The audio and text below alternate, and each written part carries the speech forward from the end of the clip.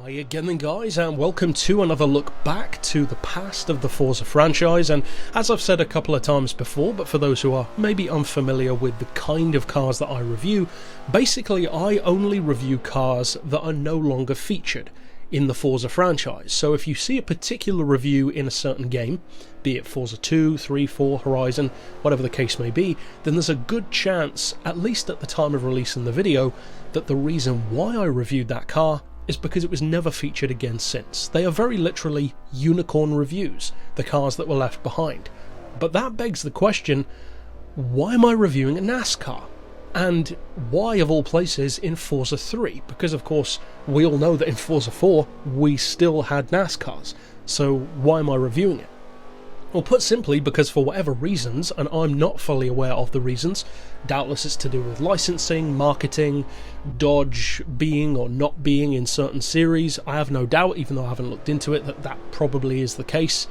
But this one in particular is not featured again, because we have Ford, Chevy and Dodge all represented in NASCAR in Forza 3, and yet in Forza 4 we only have Ford and Chevy. The Dodge is not included, and I think that's actually kind of a shame, because I like the Dodge the most of the three. Because for one thing, look at it.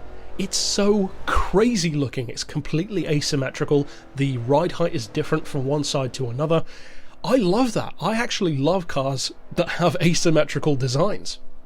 Like the way that some Toyota MR2s have that offset roof scoop on one side but not on the other. I love that kind of thing. I love how the Mitsubishi Evos, like the Evo 6 in particular, has the offset license plate on the front bumper. I love stuff like that, and it doesn't happen as often as I would like it to. But in the case of this one, it's very clearly designed to race around ovals very quickly, and that brings us to the biggest problem I think that this car falls into, and it's not just this car specifically, it's literally any NASCAR, and that is its image. Because even in the States, so many people use NASCAR as the butt of jokes. It's a redneck sport where guys with beer bellies drive around at 200 miles per hour, turning left for a couple of hours. Now, apart from the fact that most of that is not even true, I don't find it funny anyway, and I actually have a lot of love and respect for NASCARs, for the engineering behind them. Because I'm not a fan of drivers. I could not care less about racing drivers in any form of motorsport, be it rally, Le Mans, F1, NASCAR, whatever. To me, it is purely about the teams and the machines. Couldn't care less who's behind the wheel. So from that point of view, that's actually why I love NASCARs. Because a lot of people look at them and think, well, it's just this big, heavy, powerful, muscle car looking thing that just turns left for 2 hours. That doesn't sound that impressive. Whereas I would counter, why don't you try taking Hamilton's F1 car around an oval track at top speed for 2 or 3 hours? Because I tell you right now, you will not be able to. The car will not last the whole race. It will blow its engine. So to make a vehicle that's capable of doing that, not just the car itself, but specifically that engine, I have a huge amount of respect for that, because it may be old school, in some ways it certainly is, but it works, so who cares if it's old school?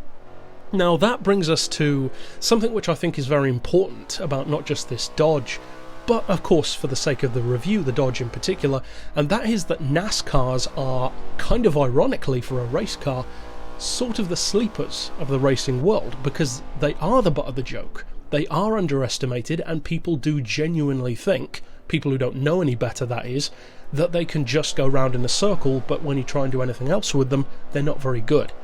That is simply false. Now, I'm not going to go ahead and claim that this thing can outrun, GT1 cars or prototypes. Of course not. That would be a ridiculous claim, and it's not designed to.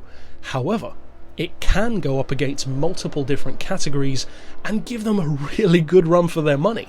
You can take a NASCAR up against an Australian V8 supercar, you could take it up against some touring cars, even some DTM machines which are slightly older, say the earlier 2000s models, you could take it up against some GT3 cars even, and you would be surprised how good a NASCAR can be around the track. Now in terms of spec, all three of them are fairly similar.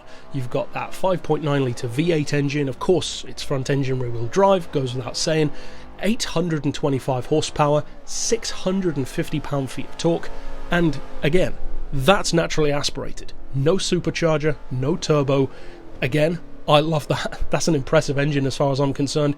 The cars are fairly heavy, which isn't too surprising. They're big, they are relatively bulky looking, but at the same time, they're not ridiculously heavy. They actually weigh about the same as a road-going sedan, 1542 kilos. And the horsepower per tonne is still literally the same as a Veyron, 535.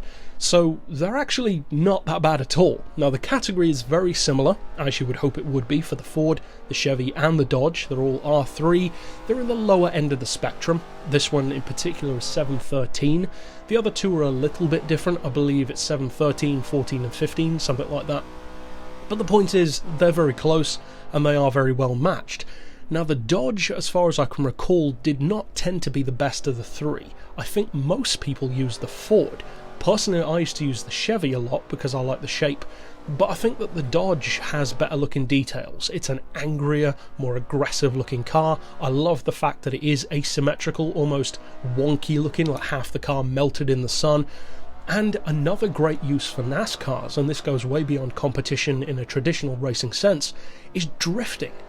They are fantastic drift cars.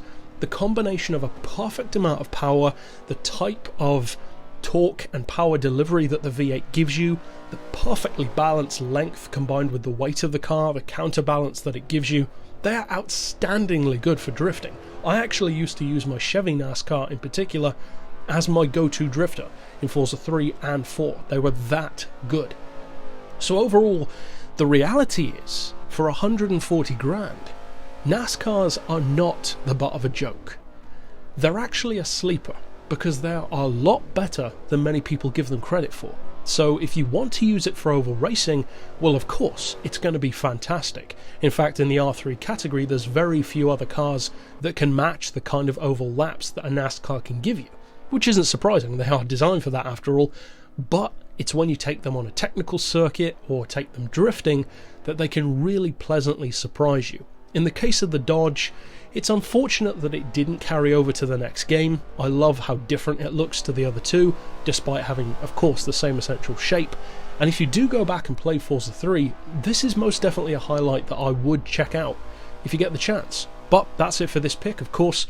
I'll see you guys next time, and for now, as always, thanks for watching.